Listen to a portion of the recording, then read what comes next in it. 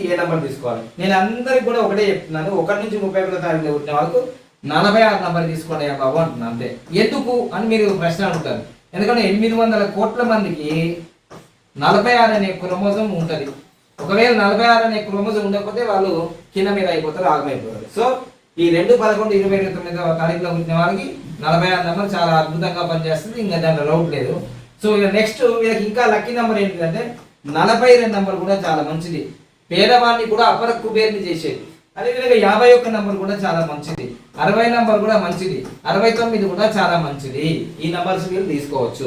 ఇంకా నెక్స్ట్ 41, 50, 59.